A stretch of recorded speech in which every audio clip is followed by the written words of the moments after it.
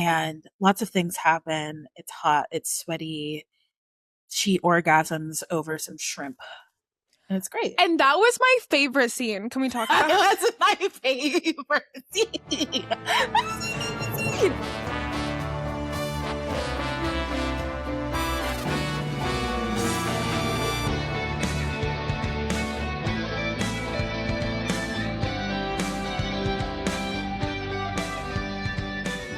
Hey everyone, welcome back to Pause Pod, the podcast where two gals who love film try to yap their way into becoming indie darlings. I'm Kara. And I am Dani. And welcome back, ladies. We're back. Did you miss us? I sure hope you did. Sure hope you did. We missed you. But distance makes the heart grow fonder. Distance does make the heart grow fonder. And, you know, now that it's official, some hair, we wanted to do summer. Quick pre-K pause.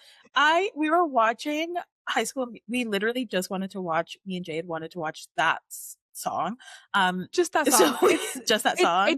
It does something to the brain chemistry. It does something to the brain chemistry, and I was just like, I need it to be summer. I need it to be hot. I need to be laid out. I need to be tan.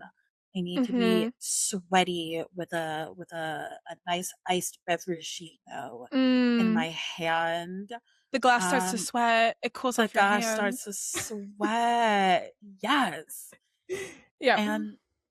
And that feels like the theme of that visual.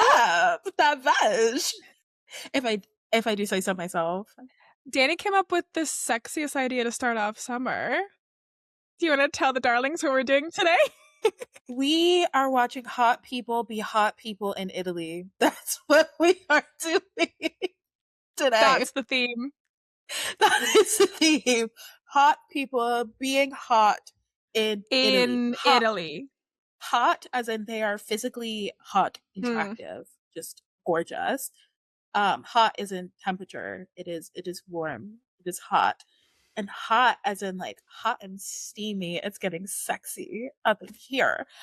And all of these things culminate into one theme, which is desire.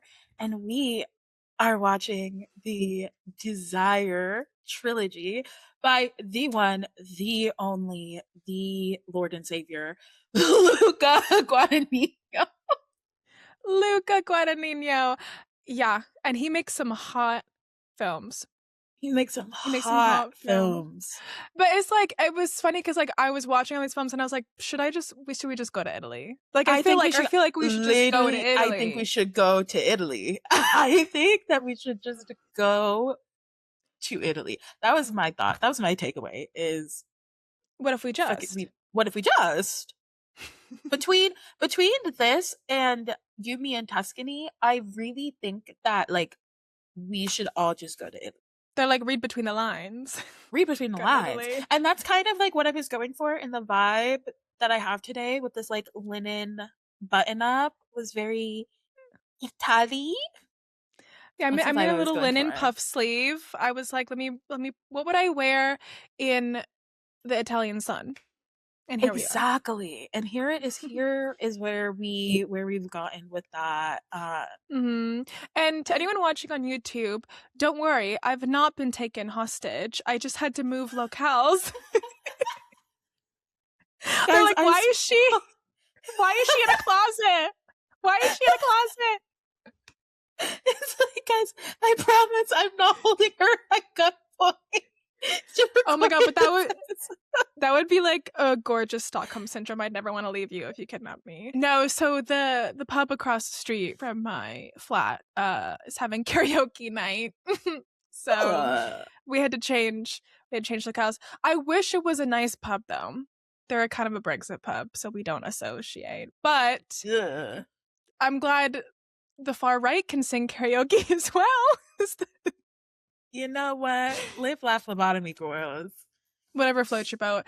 But today, we're not in a London pub. We're in the Italian countryside. And when Dani brought this across our desks, I was so excited because, like many people, I feel like I'm a Luca novice. I saw Call Me by Your Name when it first came out, and then of course Challengers, Queer, all the amazing films that he's done since. But it's always nice to take a director and go back to their earlier work and to have a bit of a deep dive. And this is our first trilogy on Pause Pod. This is our first trilogy, and like, let it be known, when I put this across Tara Beth's desk, she was worried. She was worried for my mental well-being. I wasn't gonna take it there. I wasn't gonna take it there. She was indeed worried for my mental well-being because, and we won't get into it. We won't get into it, but that's for Pause Pod After Dark. That's for Pause Pod After Dark. Housed ever. A little backstory on the Call Me by Your Name of it all is that is the film that like genuinely got me into film and like actually like sparked my love of film and filmmaking and film as a craft. We got Moonlight in 2016, and then we got Call Me by Your Name in 2017, and then she was gone. She was done. Donezo. Luca grabbed me by my wig and said, "I'm never letting go." and he meant it. And he meant it. And I fell in love. I watched it at midnight on New Year's Eve. And I was radically changed. Genuinely radically changed. I was not the same person after watching that film. And I used to watch it every summer, like either spring going into summer or summer going into fall, but I'd watch it every year since up until a few years ago. And so this was my first time in like 3 years. Yeah, 3 years. And you know what? Here's the thing. Here's it. We're not here to comment on what somebody prefers to eat or not to eat. Like, that's not what we're here to do. Right. We're here to talk about Luca's genius. But just know, if you know, you know. We know. If you know, you know. And we know. And we know. And there's, other things other than people in their consumption reasons as to why I don't indulge in this film any longer. But do you think it's because you're a fan of ballet? I do. I do in fact think it is because I have a deep love and appreciation for the fine craft and art and just talent that is the ballet, and a deep respect for the art craft. And that's that. But anyways, as we'll get into it, it was such a lovely time capsule to go back to this film, because the world in 2017, it was a kooky, crazy place, and this was one of the pillars that the film girlies had to hold on to. Who would have bless their hearts, they didn't know what was coming down the track. They didn't. When this dropped at Sundance, lives were changed. Lives were changed. But for those who don't know, the Desire Trilogy is an unofficial thematic grouping of 3 of his films. I believe it came about because in the Call Me by Your Name press, Luca remarked on the fact that his last 3 films are all about an exploration of desire, and they could be coupled together, although they're not officially a trilogy.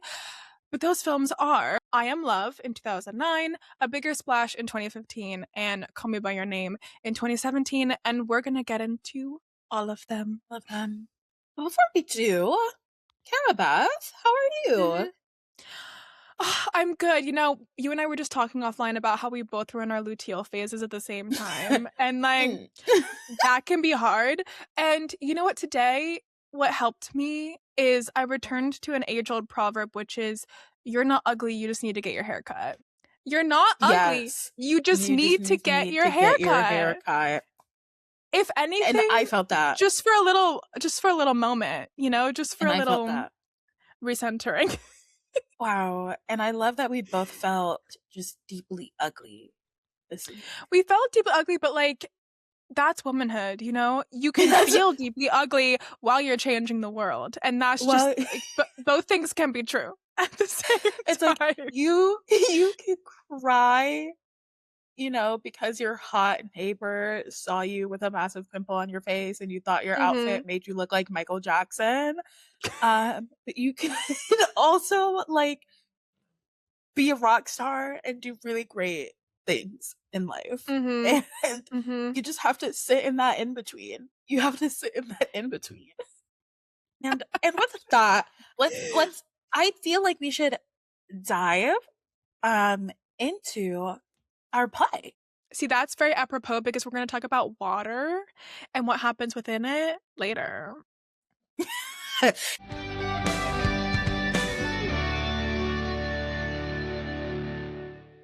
Anyway, I think we should go in chronological. Take a deep breath. I think we should go. I agree. I do think that we should go in chronological order, and that is how I watched them. Did you watch them in chronological order? I watched them in chronological order. Amazing. Also, darlings, we're not going to have a fast forward today, mostly because we have 3 films to get through, but don't worry. We will deliver on the content. Okay, let's jump into I Am Love. Do you want to give the darlings a synopsis of what this film is about? Yes. Or shall I? I can. No, it's okay.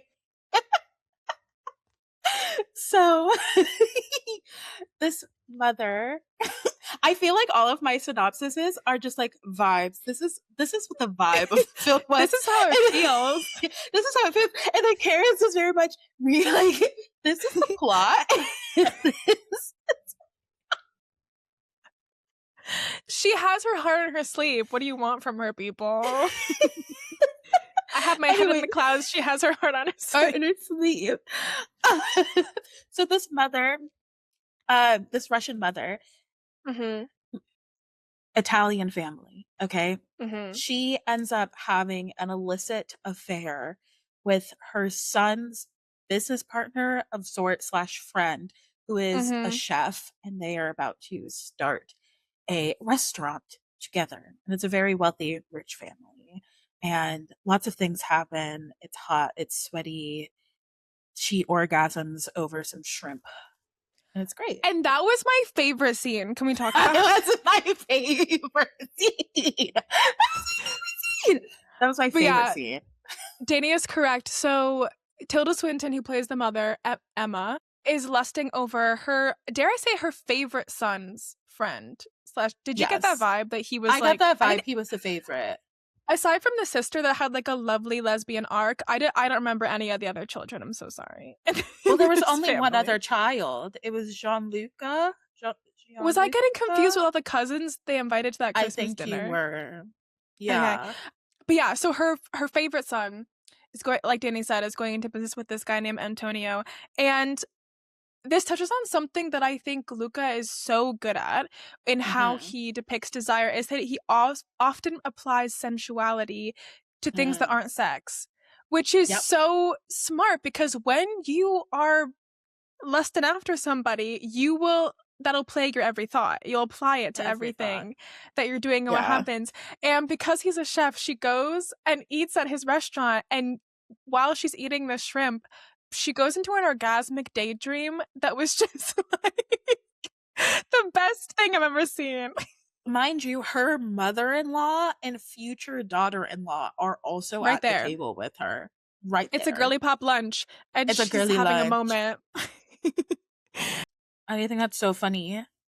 That was so funny. And it's the best part too is that, so she's like kind of losing herself in eating this food that he's made, and then he comes up to the table, interrupts her, and the jump that she has is like, I think she caught air with how she was ripped out of her orgasmic daydream. Yeah, and it was just so good, because like the way that it's shot, it's like there was a spotlight down on her, and like it was like glowy and hazy, and like it was just it was very dreamlike. Like as you were saying, like it was a very dreamlike sequence. And I think you're right to point out the spotlight, because when you And this is even before she knows that he reciprocates the feeling, The but feelings. it reminds me of, you know how people are like, life is more exciting when you have a crush? I think the Yes. feeling that you have, like the spotlight, everything, it's kind of, it's a drug. It is a drug. It's hormonally a drug to have a crush on somebody. Everything is brighter. You feel like you're more aware of your body. You're more aware of how people are looking at you. And so the lighting in this scene was so great because she does have a spotlight down on Mm-hmm. her. And it's almost like, it reminded me of scenes in other films where, like, when somebody has a crush on somebody, they smell their clothes. It was same sort of thing, but she's eating this food that he made and like imagining having sex with him in the same way that somebody Mm-hmm. like sniffing a sweatshirt or something like that would do. It's just such a fun twist on that trope. And it's so Yeah. good. One thing I wanted to just talk a little bit about the start of the film because Mm-hmm.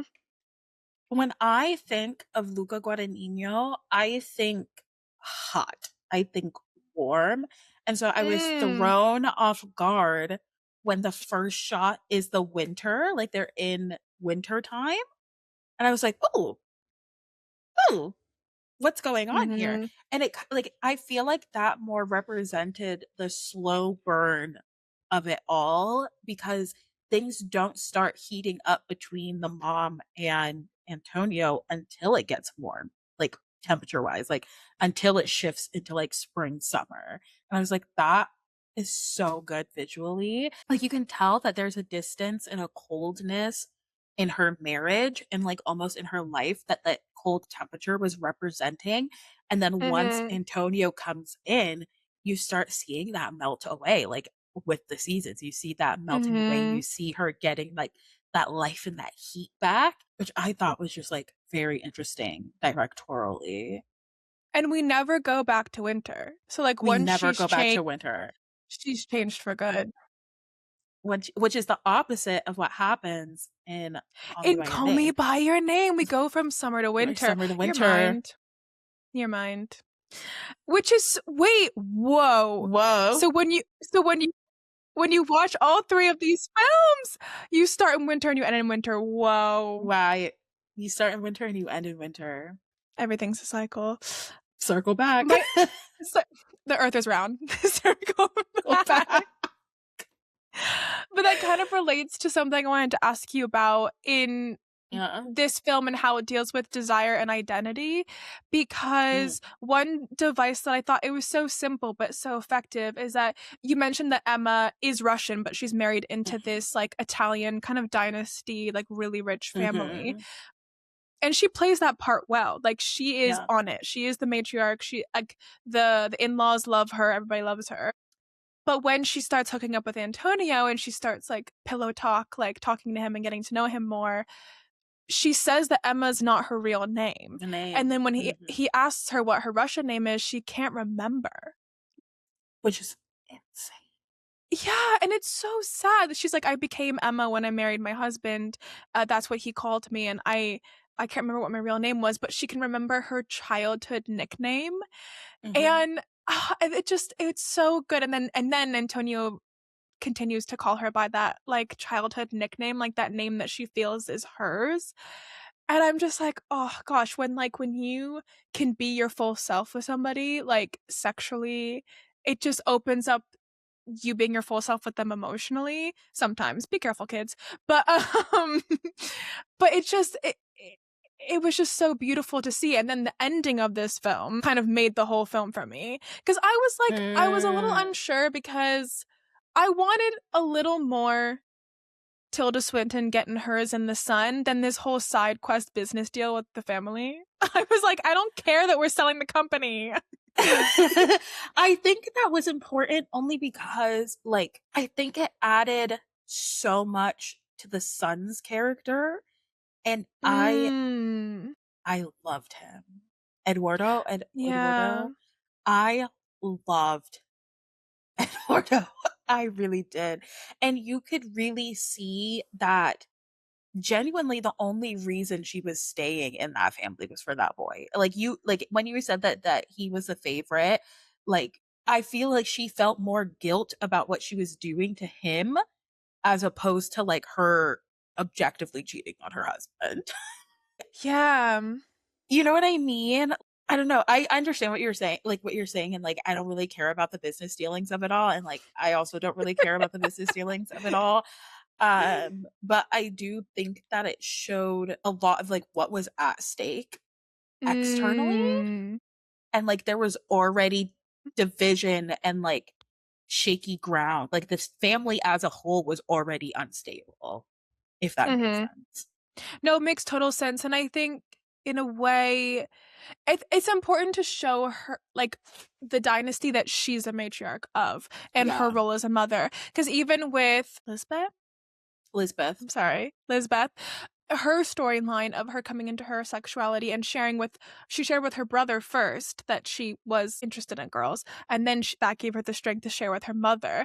And I think that trio of like her and her two kids was so important. Everyone deserves to have their personal desires fulfilled, but it's then complicated by responsibility and your Right. relationships to other people. But yeah, but in a way, that's what makes the ending so good, is because she's looking at her daughter. Like, so sorry, set the And the scene. set the scene. Set the scene. Do you want to set Okay, the I'll scene or set do the you scene. I'll Okay. set the scene. Spoiler alert. You know the drill by now. Eduardo dies because Well, hold on. Hold on. We need to go back a little bit further than just Eduardo dies. Should we talk about the soup? We have to. The soup is the most important part. He wouldn't be dead if it wasn't the soup. You're right. Because okay. I think a part of him knew that his mother was unhappy, because he was the only of the children to really appreciate and love her completely. Like she said Her that Russian heritage. he was the only one that appreciated and loved her being Russian.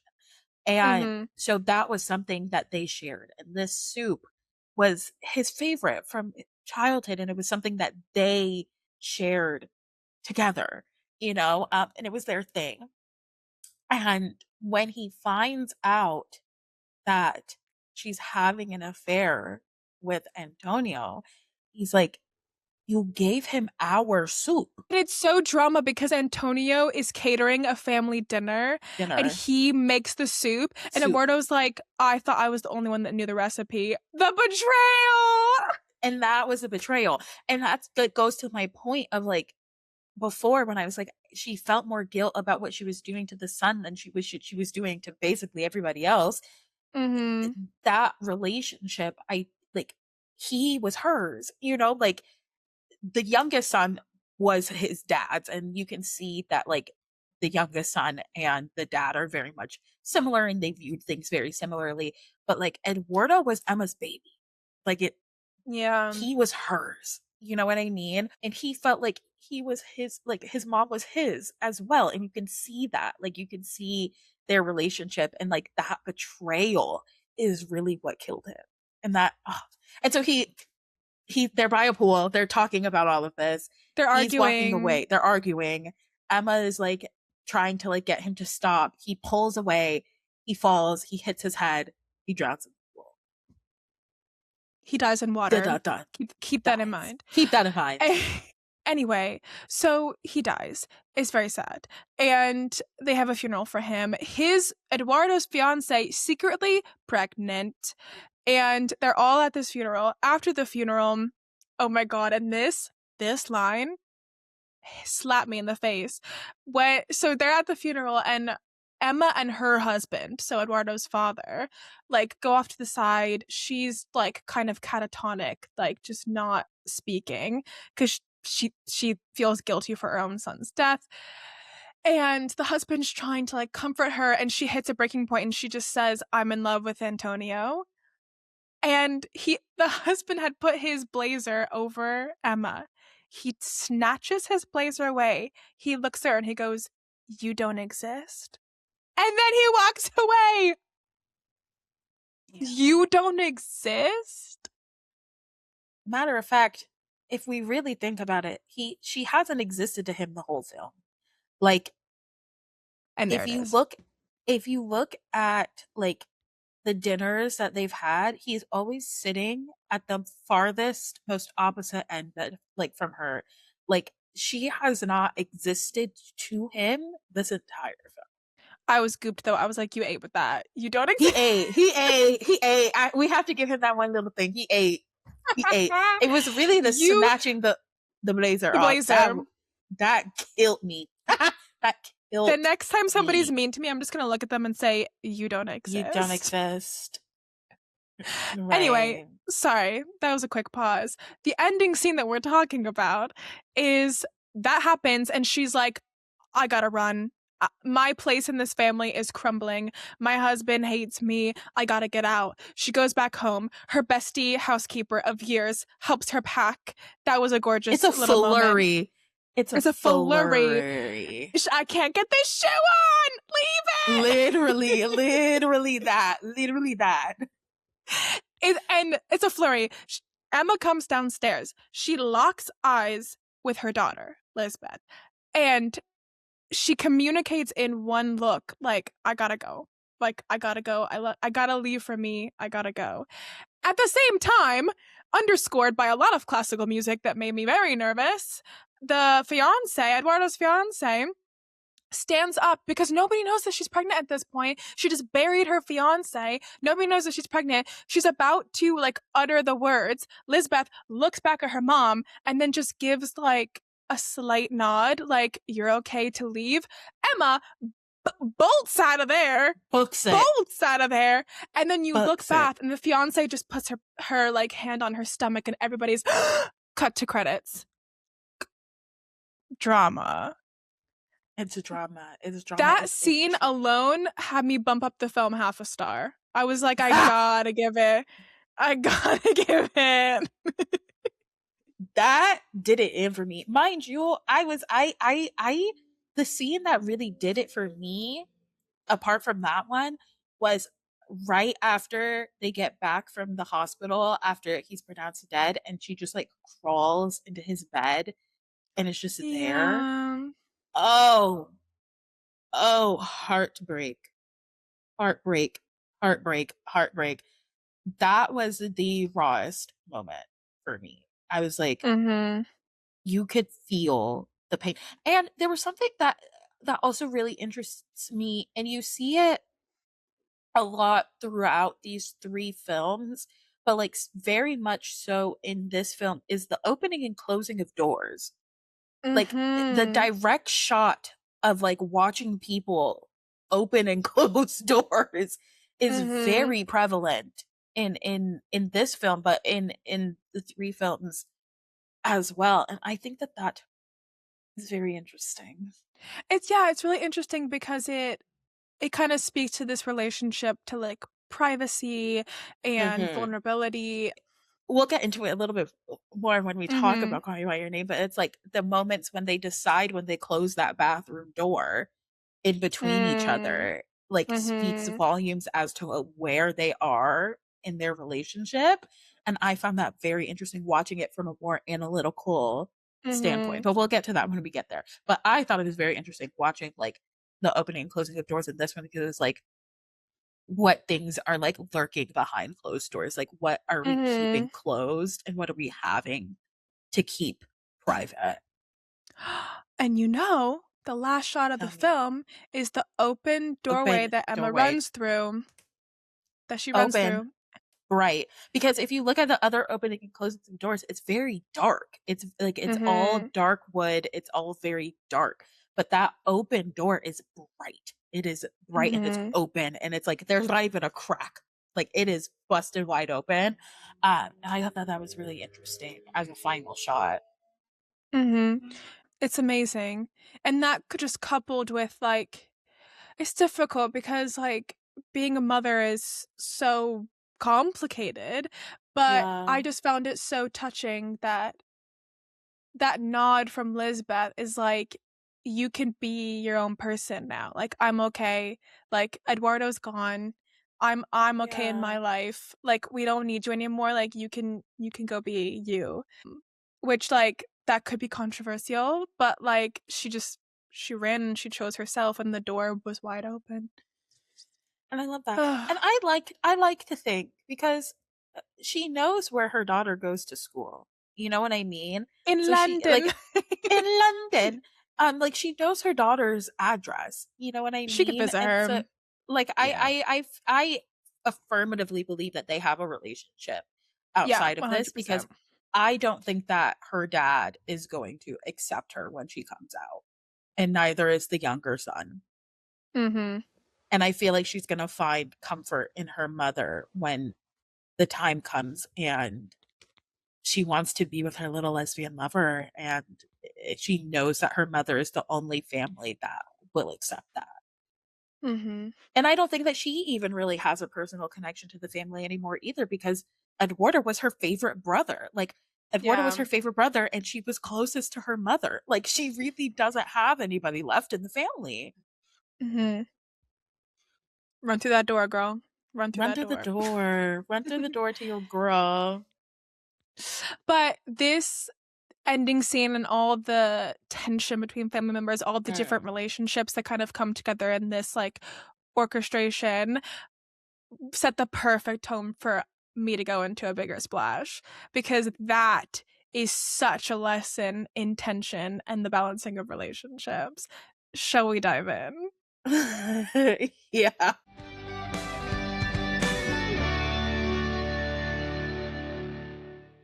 Buckle up, Buttercup. This one's a doozy. You go ahead and give the plot synopsis for this one. Synopsis for those that don't know. So this is the second in the Desire trilogy, 2015. It's called A Bigger Splash. And it tells the story of this international rock star played by Tilda Swinton, this very androgynous kind of David Bowie like British rock star who has just had major vocal surgery and is recovering with her little lover Paul in an Italian island. And you don't know exactly what he is to her at the beginning of the film, but her friend slash producer slash, we don't know his relationship to her, Harry, calls her and is like, babes, I'm coming. I'm on the island. I'm on the plane. It's Ralph Fiennes. He shows up with his daughter, his young daughter, a young adult. Well, we find out later that His she's a young teenager. adult. His young adult daughter, Dakota Johnson, aka Penelope, who he just discovered a year prior. So it's all these people thrown together in this Italian villa. And as the film goes on, you see the flashbacks and you see the tensions rise that Harry and Marianne is Tilda Swinton's character, the rock star. Harry and Marianne have a more complicated history than you first thought. Paul, her current lover, was introduced to her by Harry. It's like, it's all this crazy cookie mix. Everybody wants to get with everybody else. And then Penelope's over here hanging out, manic pixie dream girl by the pool, trying to take it all in. She's trying to manipulate everybody as well. And desire and tensions rise and rise in the Italian sun. And it's crazy. Mostly because I have never seen Ralph Fiennes in a role like this before. He is manic. He is on one. He does not take a breath. I have seen more of Ralph Fiennes in this singular film than I feel like I should have seen in a lifetime. Not complaining, but I didn't know that Voldy was packing, bitch. Like, I was gagged and gooped. Gagged and gooped. This man was naked for 90% of the film, and that's not an exaggeration. That is not an exaggeration. He was naked sunbathing in a body of water for 90% of this film. Just cuckoo crazy and butt ass naked. That was him. That was him. That was him. Cuckoo crazy and butt ass naked. He was crazy, but he was free. He was free of clothes. He was crazy, but he was free. And I was living through his character. Like, he was a mess. He was messy. He was messy. He was messy. He was crazy, but he was free. That is so fun. That's so fun. Yeah, so if you want to see Voldemort how you've never seen him before. Seen him before. This is the film for you. If you want to see Voldemort like you've never seen him before, with a nose and without clothes, this is the film for you. With a nose and without clothes. This is the film for you. Yeah. Oh, but it's wild because once I got over my initial shock and awe of his performance, he does an incredible job because he does.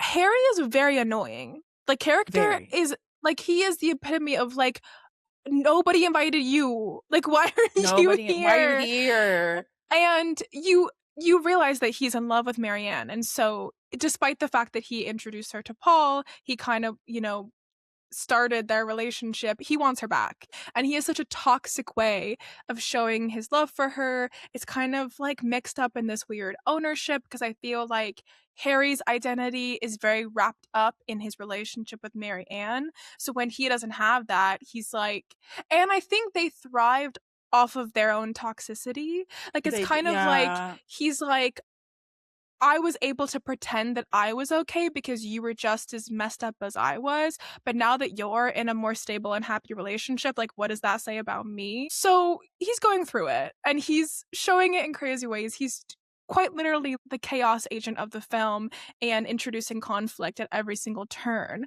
But the scene that really made me think, oh, okay, like, this is all coming together is it's towards the end of the film. Tensions have been rising. Paul, Marianne's lover, has gone off with Penelope, the daughter, for a hike, which we'll get to later. And so Harry and Marianne are alone, and Harry, like, initiates sex with Marianne. And you get the idea that they're used to having, like, crazy animalistic sex. And she stops him, and he's like, no, don't fight it. And, like, she stops him, and, like, I think he says something like, what has he turned you into, or something? And Marianne just whispers, because she can't talk, because vocal surgery, hello. Vocal surgery. She whispers to him, I'm happy, Harry.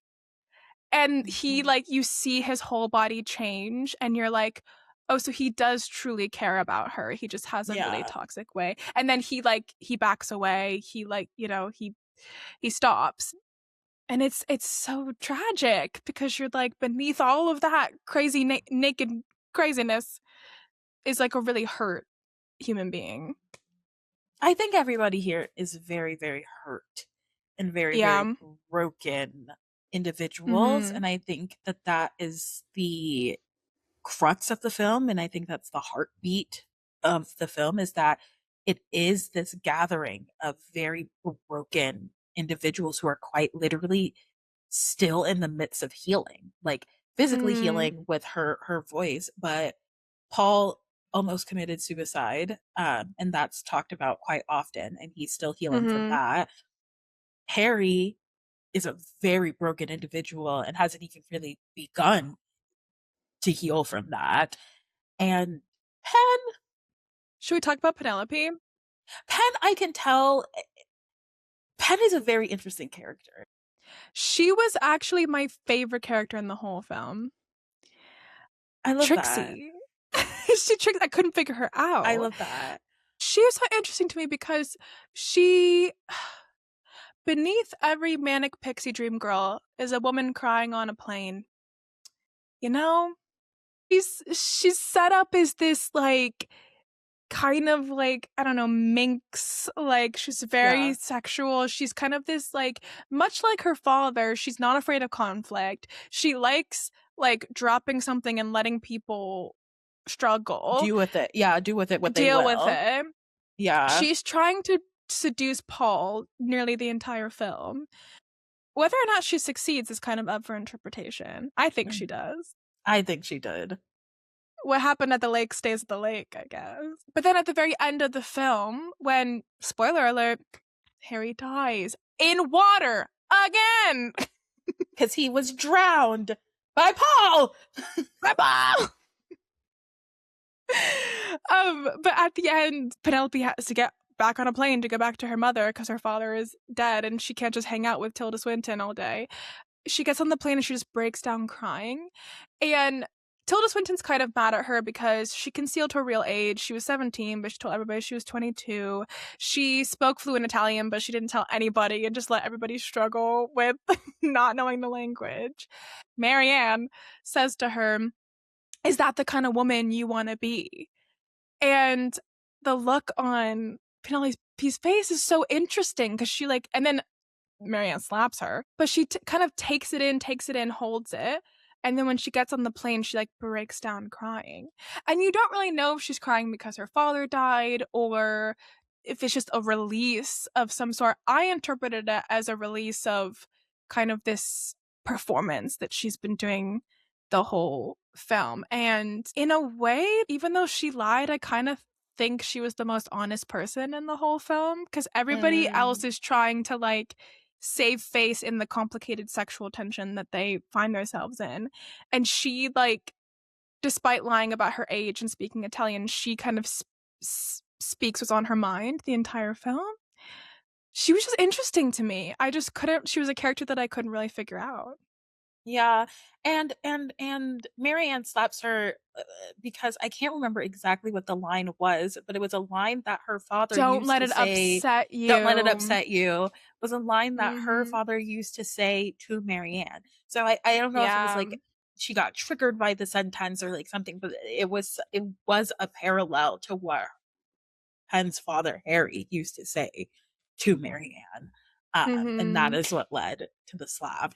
And I think that her like just breaking down in that plane is like I can't imagine being 17, being on this whirlwind Mhm. Italian adventure with a father I've never known, people I've never known. And my thing is, if I was Penelope, I think I too would hide these things from these people because I don't know you people. I don't know you, and everything that I've seen has made me not want to trust you. Mhm. Like watching the way that they interact with each other, I wouldn't trust them. So I get it. Yeah. I get it. I get it. Like she was like, I'm protecting myself. Like y'all got some weird shit going on, and I want no part of it. I want no part of it. Mhm. I also think there's something to be said about her like sexuality and desire was like the weapon of choice Mm-hmm. in this Italian villa, and she couldn't wield that. Okay, this is a crazy Mm-hmm. line of thought, but like stay with me. She I'm couldn't here. wield her sexuality just like everybody else was wielding it as a weapon, withholding it, giving it, if they didn't think she was of age. Like Right. I kind of think just in the analyzing the film, it's just interesting that like once they find out that she's 17, like she loses any like standing that she had.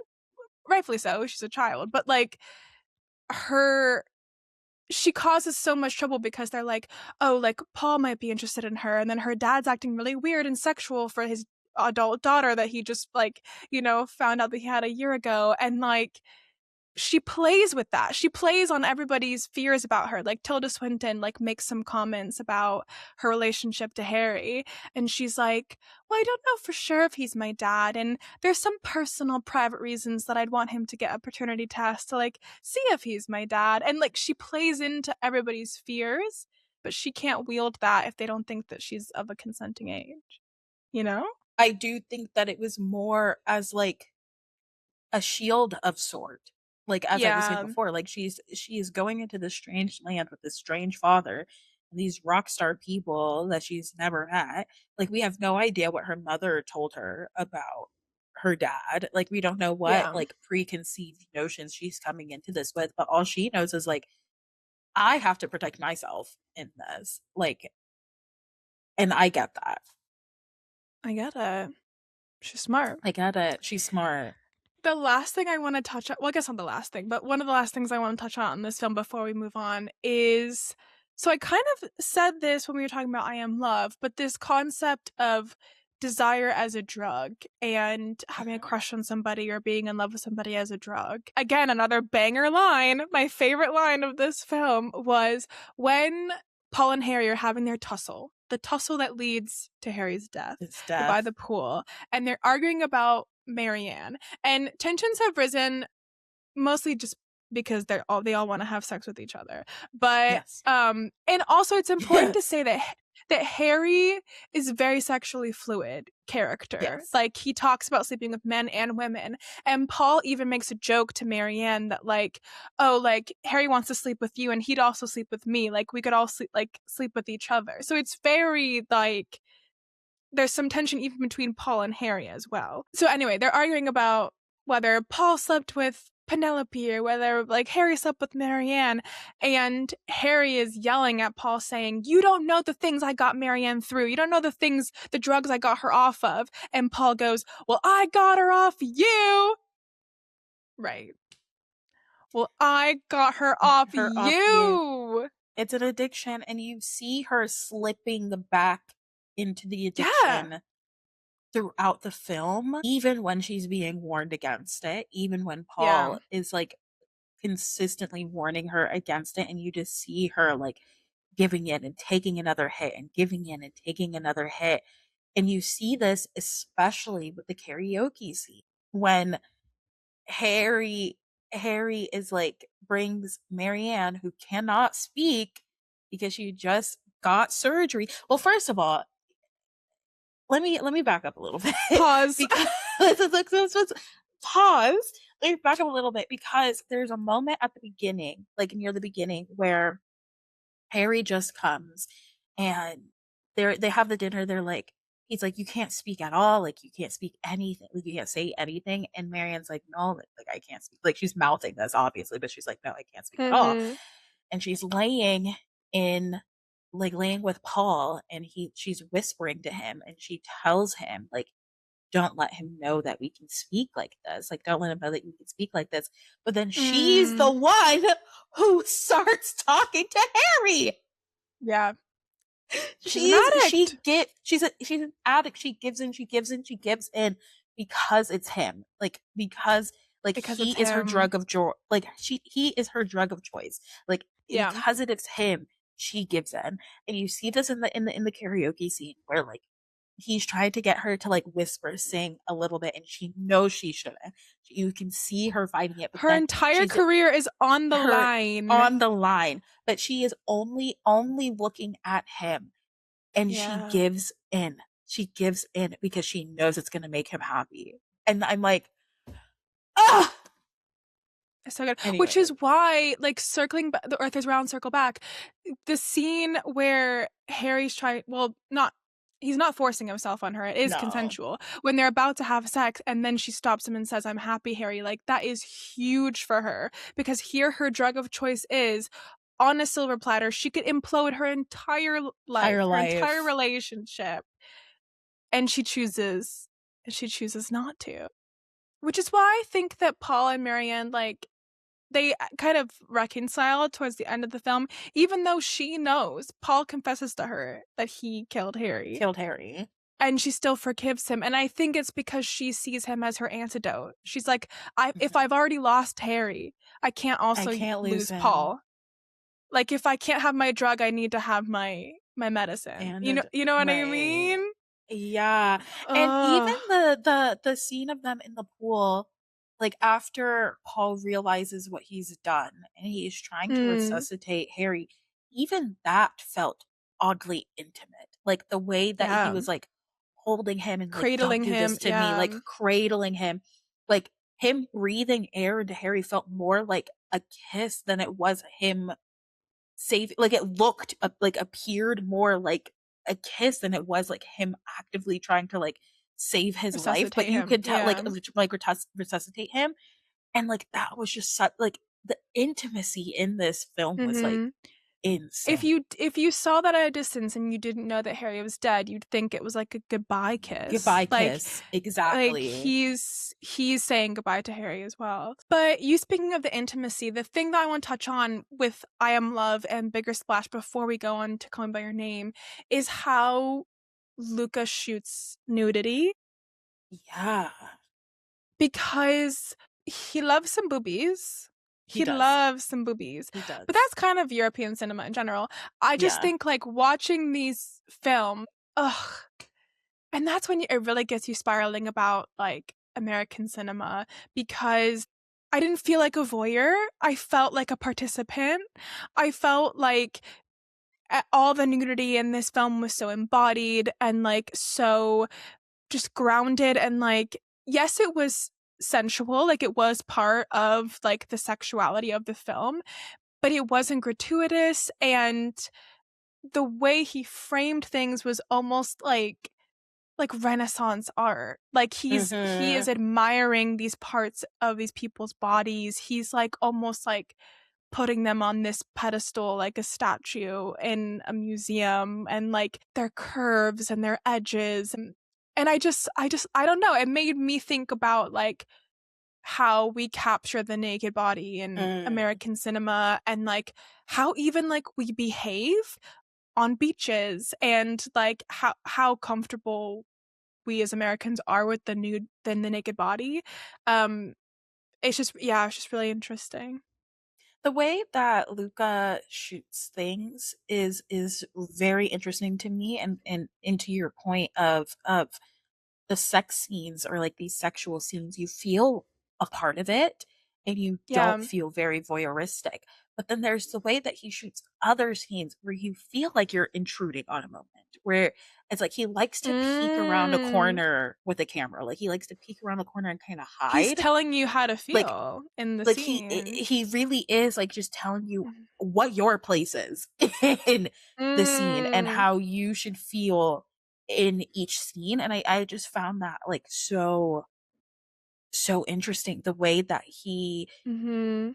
like in typical sex scenes, like you'll watch it and you'll be like, oh, I kind of feel like I'm I shouldn't intruding, be but seeing I this. shouldn't be Yeah. seeing this.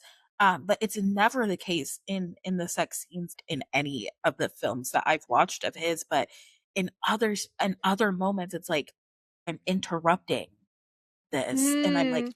I shouldn't be here. And I feel this more in Call Me by Your Name, and I think it's probably because I Mm. can spot more instances of it in Call Me by Your Name. But like, Mm. it is like he loves a peek around. He loves like a back shot. He loves, like, you know what I'm saying? And it was just like, I love the way that he does that.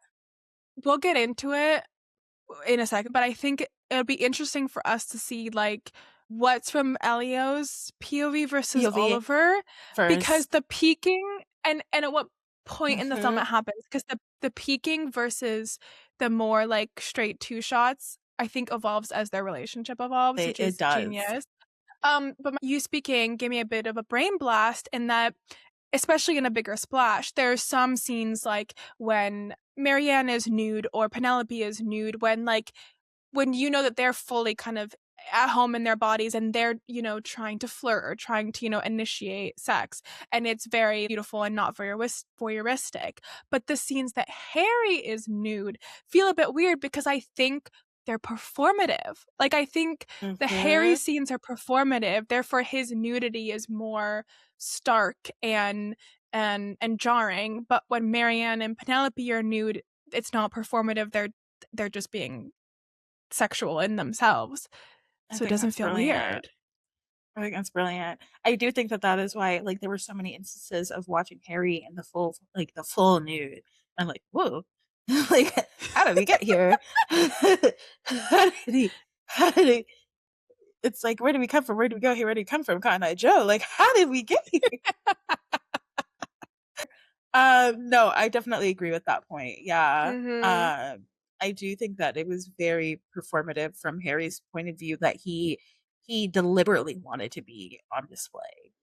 Mhm. And he And he wanted to wanted people control the like the situation. narrative. Yeah. Yeah, he wanted to control the situation. He wanted people to see Mhm. Okay. So, up next, The Big him. Kahuna.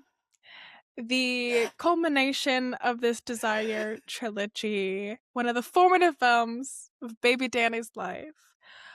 Call Me by Your Call me Name. by your name.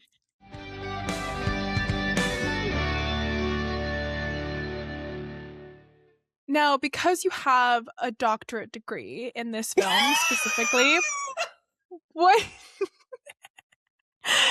would you like to give a synopsis to the darlings?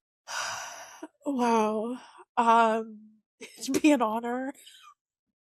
It takes place in a town in northern Italy in 1983, in the summer of 1983. And it revolves around this doctoral student, Oliver, who is spending the summer with this family.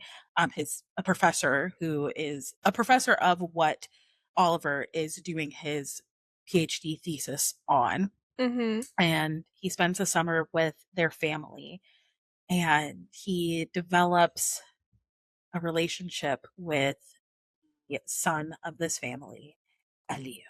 It's been a long, long time since. Stop!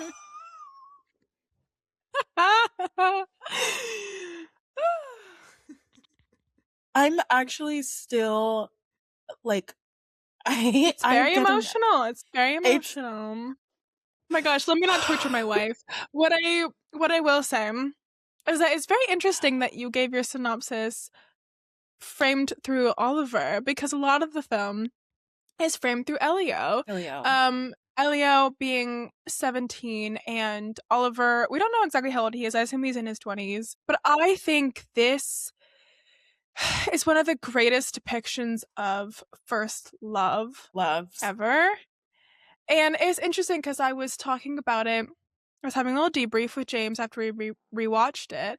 And he pointed out that although there is a lot of like sexual exploration and discovery in this film, this is not a film about losing your virginity or your first sexual encounters. This is a film about first love and a connection that is all consuming. Mm-hmm. And I just think it's so interesting how that's framed. And even like when I first watched this, I was so captivated by Elio's point of view, and I almost like villainized Oliver. I was like, oh, this older man that's coming in and, you know, keeping it a secret and like da da da da.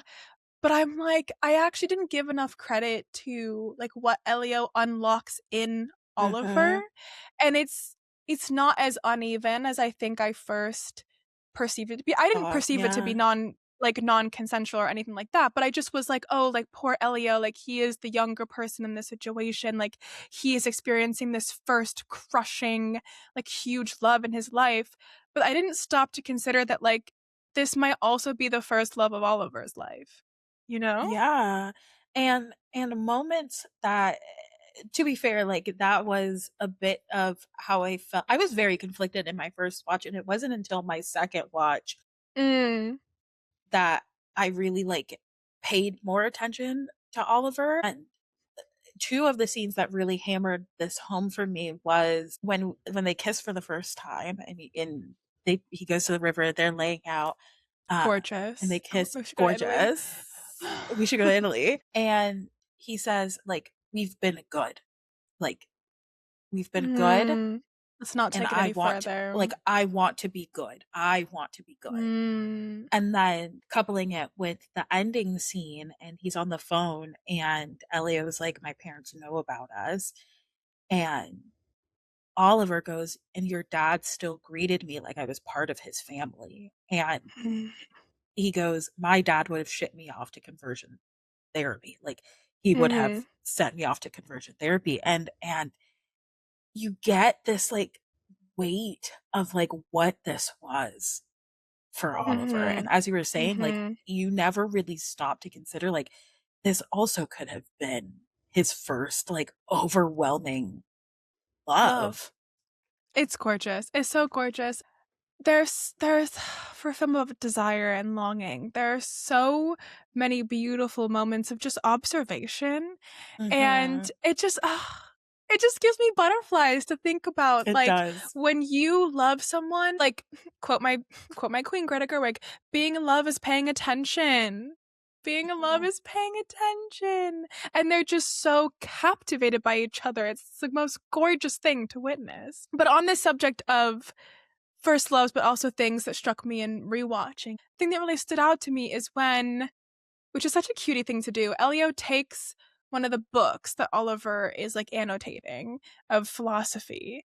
And I'm going to pull up the quote because it was so gorgeous. But he's annotating this book by Heraclitus. I don't know how to say it. I'm gonna A philosopher. a philosopher. And Oliver writes an annotation that Elio reads that says, "The meaning of the river flowing is not that all things are changing so that we cannot encounter them twice, but that some things stay the same only by changing." And just that line of "some things stay the same only by changing," to me, I'm like, that's adolescence. That's falling in love for the first time. And if you get through your first love with your soul intact, like, and yourself intact, like, you've changed for the better, but you've kept who you are. Like, you've stayed the same by changing. And that's just how transformative, like, loving another person can be. I was like, oh my God. I, like, was freaking out watching this. And your point of if you can stay the same after like going through like your first love with your soul still intact is basically exactly what Elio's dad says to him after they get back from their trip. When I tell you, baby, I was every time I watch that scene, it does not matter. It's I'm so boohoo good. crying. I am boohoo crying, hiccuping, snot. Because the line that gets me is that God, I wish I had it up. But it was when he was like, we give away so much of ourselves that we're empty by 30. And Mm-hmm. he's telling him like, don't like give yourself up. Like he's telling him like allow the pain, like allow it to like Like, feel, feel just it. feel Yeah, it, feel it. Don't feel it, repress and like it. don't repress it, and like know that like you're gonna love again, and that this love is not something that you should have ever been ashamed of. Like this love is not Mm-hmm. something that you should hide. Like this love that was all consuming. It was special and it was good. It was good, and that was that first Mm-hmm. line. He was like, "You both are good," and that like him Yeah. saying that without knowing what Oliver said before of like I'm trying to be good, and Elio's dad being like you both are You good. are good. uh, Yeah, that was so good. That speech, Michael Stahlberg is unsung hero of this film. Like, and I want to get into the parents as well we because my must. rewatch, the parents stood out to me so much. But that speech, like you said, it's just him. He also has a line where he's like, most parents, like when their kids go through heartbreak, they want them to get back up on their feet. And he goes, I am Mhm. no such parent. And like you said, like we need to feel things so that we're not like so shut off and wasted that we're not ready for the next person that we're going to Mhm. love. And watching it this time, do you think that in that scene he's telling his son that he also had a relationship with a man? He very blatantly at the end of the Okay. conversation says just that. I know, but He it's made all so poetic that I was like, I'm it's not he's sure. poetic. Wait, no, no, no, no. As a PhD holder of this film, I am 110% Yeah. positive that he is telling his son that he got close to having a like a homosexual relationship, but never had the courage to do Mhm. and to feel and to be as Elio and Oliver Mhm. are. Yeah, and he just basically his thesis is like if you have the capacity to feel, you must, because what a waste. Yes, Like to is be a what a human, waste. to have the capacity to love and not feel every aspect of it. Goddamn. So good, so good. The parents. Let's talk about it. They are so central to the success of the coming of age, I think, of this film. Uh-huh. And it's so gorgeous because they really toe the line between like Elio's our baby boy and we love him so much and we want to parent him, but we also see him as a person and we want him to become a person. A Because person. there's a really funny scene where because Elio is kind of like having a little bit of a dalliance with a girl in town as well, and he I think partly motivated by Oliver not paying attention to him, so he's trying to seek out desire and explore himself in different ways. But he's like at the breakfast table and he like straight up just tells his dad, I think 'cause he's trying to brag in front of Oliver, but he tells his dad, "Oh, I 100%. almost had sex with this girl last night, but I didn't. I came close." And the dad's like, "Okay." Like you can see in his face, he's like, "Don't freak out. This is a good thing. Like, let's go with it."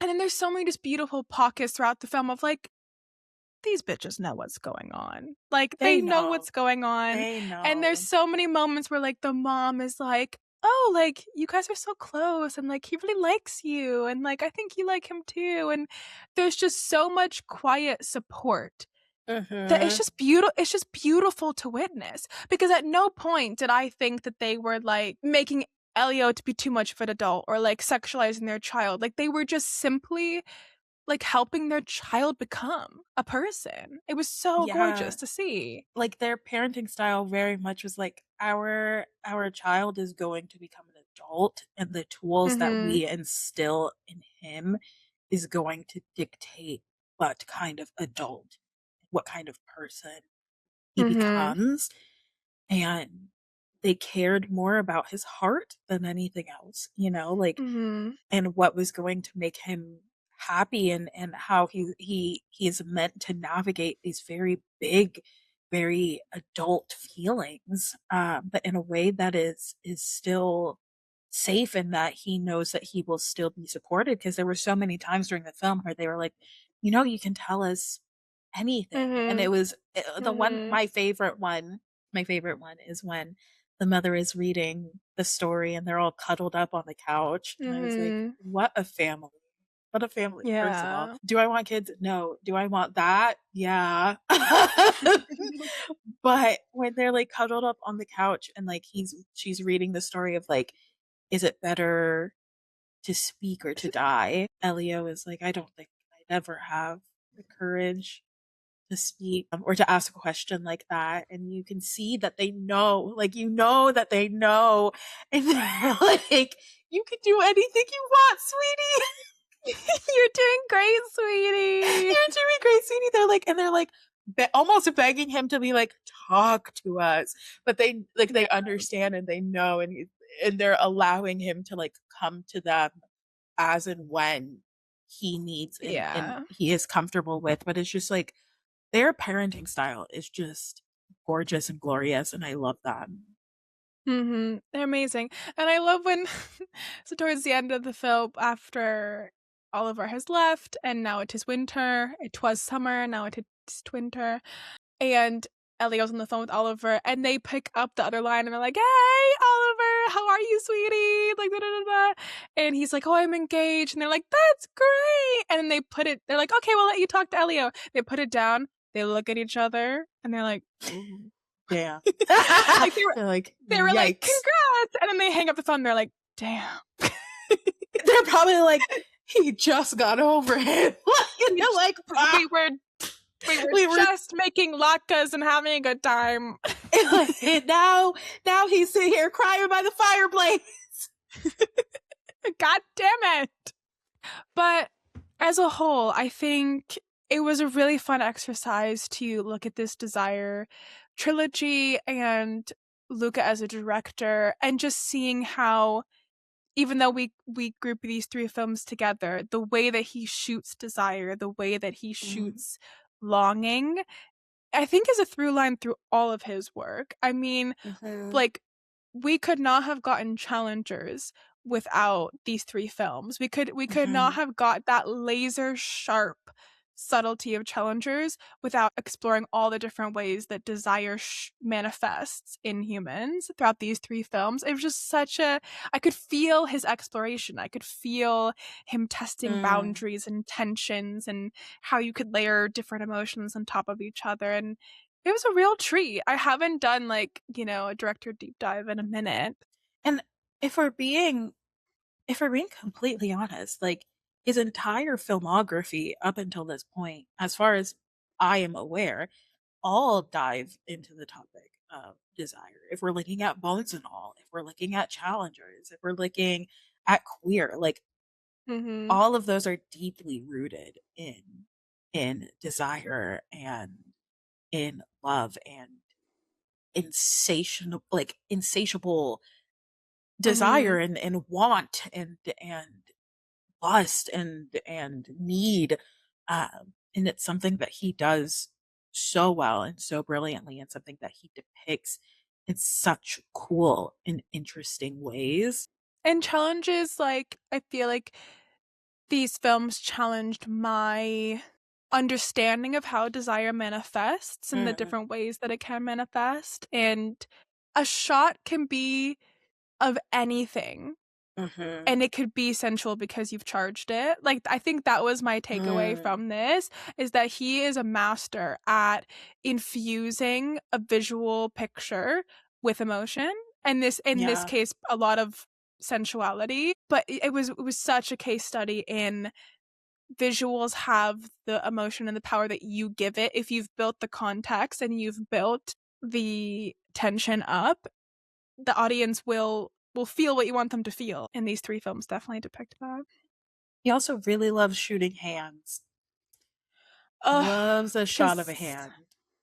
Because hands touch. Hands touch. They feel. They touch, they feel. Anything else to say about the master, Luca Guadagnino? Luca, you changed my life. And I will forever never forgive you and simultaneously worship you for that. So thank you. And darlings, get sexy this summer and dive into the Desire Trilogy. Get sexy, go to Italy, drink wine, be on a beach, maybe not by a pool. Not great things happen by pools, according to Luca Guadagnino. Pools equal death. Lakes equal love. Lakes equal love. Lakes equal love. Pool, perish. Lake, love. Take from that what you will. Period. Well, now that we've gotten sexy in Italy, shall we say what's given us pause this week? I think we should.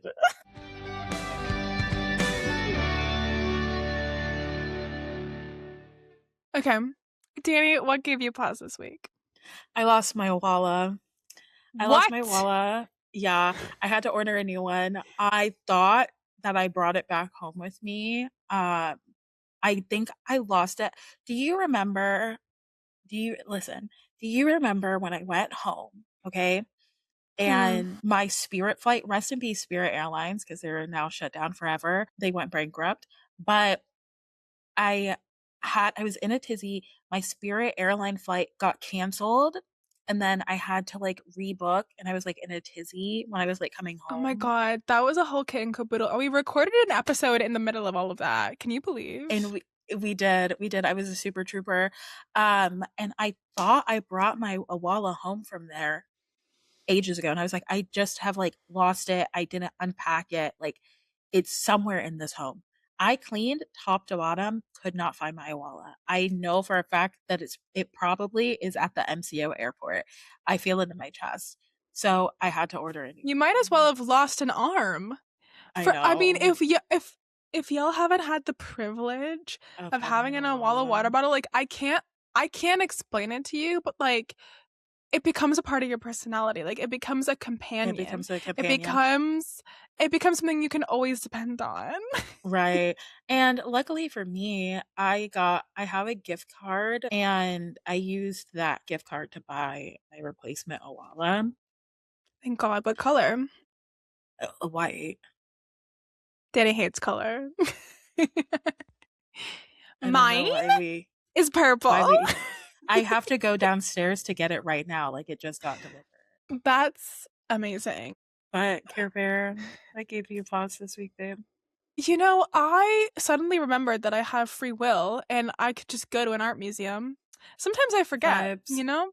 Sometimes I forget that, like, they're out there. Yeah, and you live in the perfect city for it.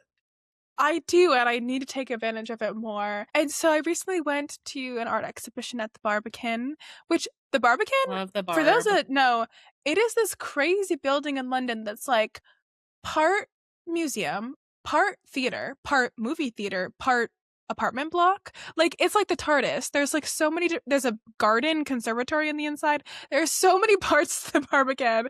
It's crazy. Trying to find the entrance, that is a feat in and of itself. But once you do that, once you're in, it's a great time. And I went to this exhibition of this Colombian artist named Beatriz Gonzalez, and her use of color is amazing. I will I'll send you some so you can pop on the screen for our YouTube watchers. Art. You're welcome. You're welcome. But the thing that struck me the most is that I texted you and Austin this quote that she had, which is, oh my God, I have it in my notebook. Let me not misquote her. It's screaming. ASMR. Which says, art says things that history cannot. And this quote came to mean so much more because you read it at the beginning of the exhibition, and then you learn that the bulk of her work was taking newspaper clippings and stories that were happening in her country and then painting kind of her interpretations and her version of it. And she had this incredible like 3-part piece where there was a picture of this couple in the newspaper who had very sadly committed suicide together to like preserve the woman's virginity. It was really weird. But there's this picture of them in the newspaper and had been reprinted so many times because it was a national story that the picture got a bit distorted. And she painted 3 different versions of it, and even in her 3 different versions things were slightly different and tweaked in different colors, and it was a testament in her mind to how an entire nation can see the same photo but they could remember it differently. And when something is like reprinted so many times, like you get desensitized to it. And so much of her like activism through art was like not being desensitized, and it was just so cool. I was like, remembering could be rebellion. Like if you just like remember and you don't become desensitized to like horrible things that are happening, and then you like, I don't know. It was just so interesting because I often sometimes struggle with this idea of like inspiration and like where ideas come from and like being a creative person, and her just being like, I'm gonna create art out of the newspaper and I'm just gonna recreate it and make a whole career out of memory and satire and all of that. It was just really cool. It was really cool. And then afterwards, I got a lemonade and a piece of chocolate cake. And it was a great day. It was a great day. And that's all I got for y'all.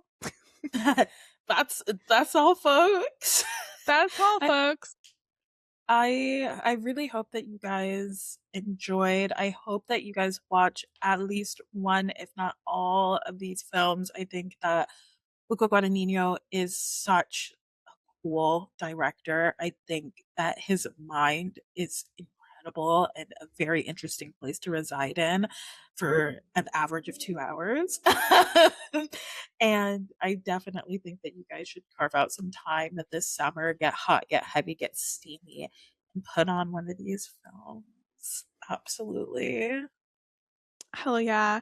And if you enjoyed this episode, please share it with somebody you think might like it. Are your friends looking for some hot summer films? Send them this episode. And where can they keep up with us if they want to chat with us more, Dani?